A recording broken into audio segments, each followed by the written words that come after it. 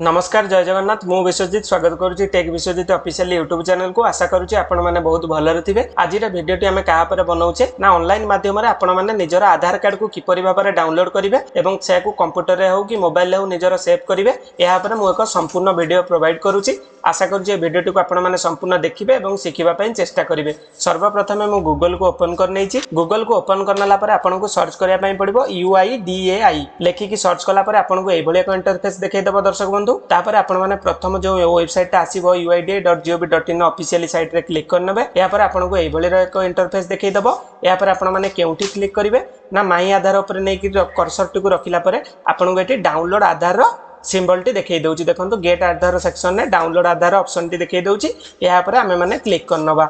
या पर आपण को एभली एक इंटरफेस देखाइ देबो दर्शक बंधु। तापर आपण माने एठी कोन ना आपण को पाखे जदी आधार नंबर अछि मध्य देकी एठी सर्च करिके डाउनलोड करि परिबे किंबा एनरोलमेंट आईडी जदी आपण को पाखे अछि देकी चेक करि परिबे किंबा वर्चुअल आइडेंटिटी नंबर जदी अछि देकी चेक करि परिबे। आमे आज आधार नंबर देकी किपरि भाबरे डाउनलोड करूची मु आपण को प्रोसेस ता दउची। प्रथम बॉक्स रे आपण को एठी जो लिखा आइछि एंटर आधार नंबर बॉक्स रे आपण माने निजर आधार नंबर टी एठी पकेई दियंतु। तो चलंतु मु मोर आधार नंबर टी पकेई दउची। आधार नंबर टी पकेई सला पर आपण को कोन करिया पय पड़िबो ना एठी जो कैप्चा कोड टी लिखा आइछि एबे कैप्चा टा मो पाखरे गोटे नंबर देखौची। एटा रैंडमली चेंज हुए सब मोमेंट रे समान न थाए। तेणु करी आपण माने एंटर कैप्चाटा जहाँ एठी आपण सम्मुखें जो नंबरटा थिबो बा लेटर थिबो आपण माने एटा देखि करी फिलअप कर नियंतु। तो चलंतु मु कैप्चाटा को फिलअप कर दउची।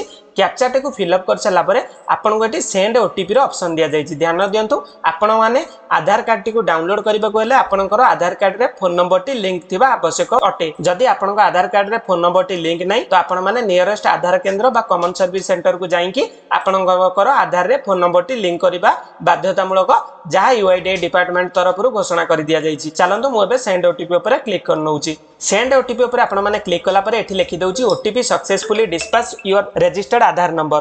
तो आपणकर रजिस्टर्ड आधार नंबर को वर्तमान पई कोन हला ना गोटे ओटीपी प्राप्त होई गला। ओटीपी टी आपण माने एठी देखि कि एंटर ओटीपी बॉक्स रे फिलअप कर नियंतु।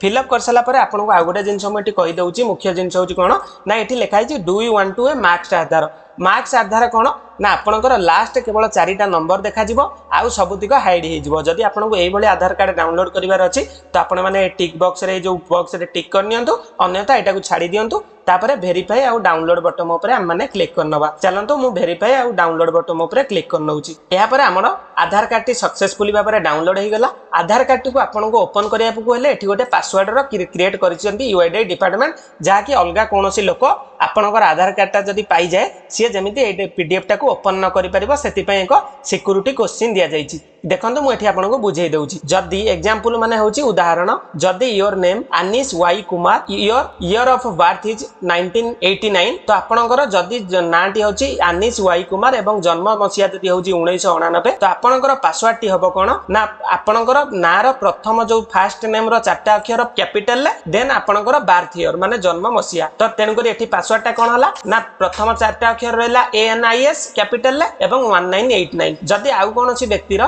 राकेश कुमार विश्वाल हेइथाय तो तार नाटा जेतु राकेश अछि फर्स्ट 4टा लेटर बड़ अक्षर रे RAKE एवं तार जन्म मसिया जदि 2000 मसिया तो 2000 देइकरी आपण माने एंटर कर देले आपनक पाखे आधार कार्ड टी ओपन हे जिवो। आई होप आपण माने एई वीडियो रे जानि परले आधार कार्ड ता किपरि भाबरे डाउनलोड हबो।